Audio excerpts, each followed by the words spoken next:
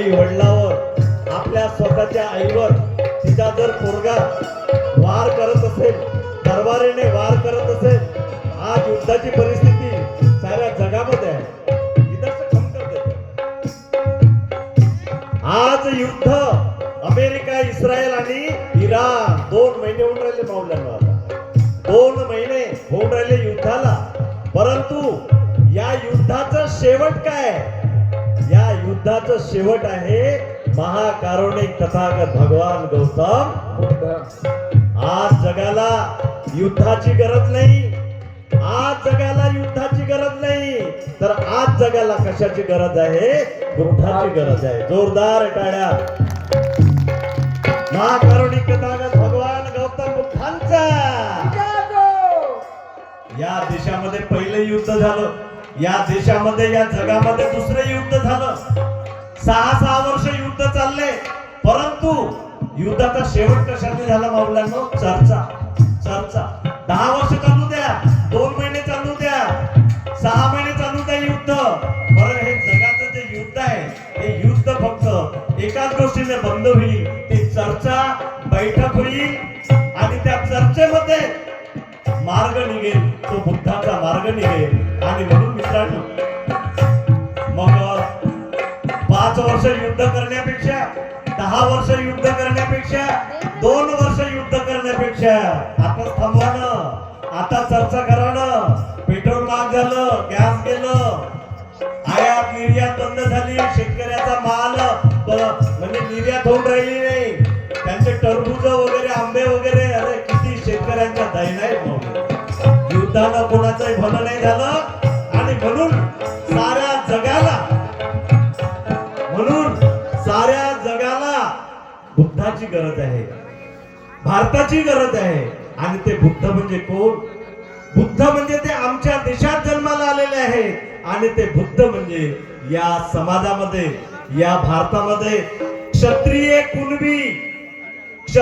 Kunbi OBC समाजामध्ये जन्माला आलेले महामानव म्हणजे कोण? महाकारुणिक तथागत भगवान गौतम बुद्ध. आणि म्हणून आपल्याला म्हणायचं आहे, जब दुनिया से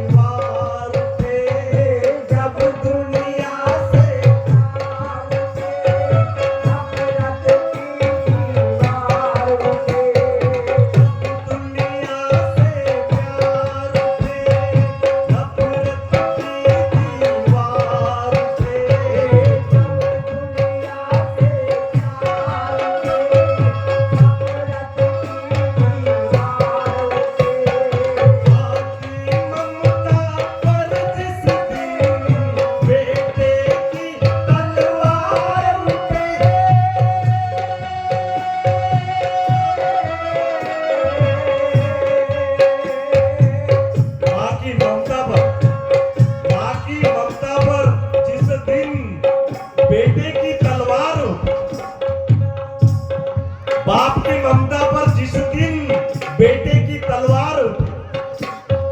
म्हणून बुद्धाचा संदेश आपल्याला सांगतो, बाकी ममता पर जिस दिन बेटे की तलवार उठे,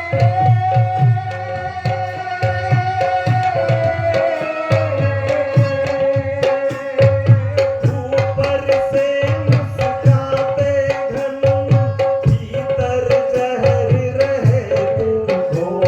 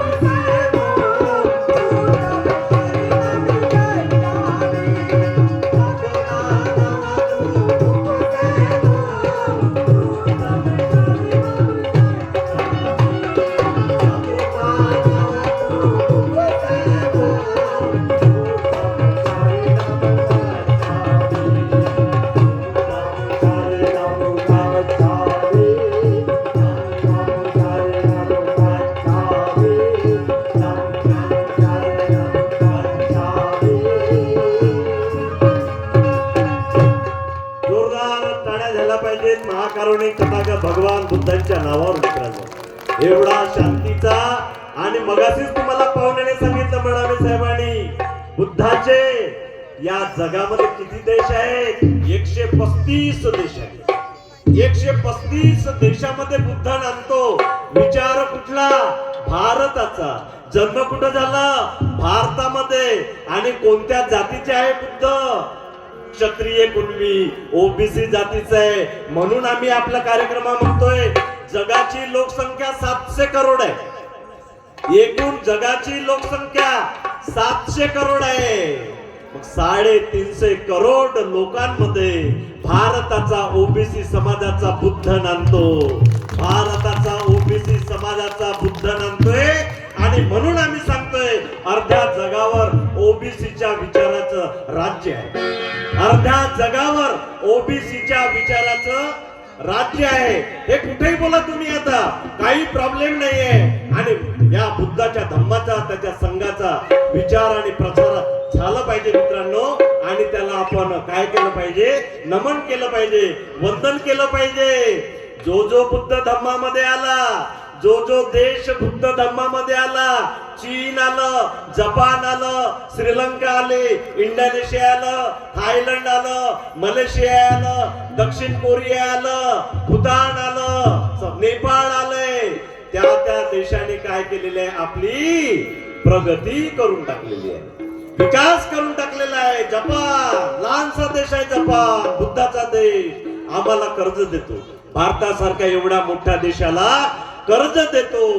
ते जे बुलेट ट्रेन आहे ना, बुलेट ट्रेनचं जे उद्घाटन झालं, त्या जपाननं 300 करोड रुपयाचं कर्ज दिलं. आणि निव्वळ कर्ज नाही दिलं तर 300 त्यांनी इंजिनियर दिले. हे घ्या इंजिनियर, हे घ्या पैसा, बनवा बुलेट ट्रेन. भारताला दिलं, त्यावेळेस दिलं. आणि म्हणून मित्रांनो, जो बुद्ध धम्मामध्ये आला म्हणजेच न्याय, स्वातंत्र्य, समता आणि बुद्ध धम्मामध्ये आला, त्यांचा विकास झाल्याशिवाय राहिला नाही. आणि म्हणून आता बुद्धाला शरण जायचं, त्याच्या धम्माला शरण जायचं, त्याच्या संघाला शरण जायचं. कारण नमाज सासर सासर, नमाज सासर सासर, बाई बुद्धा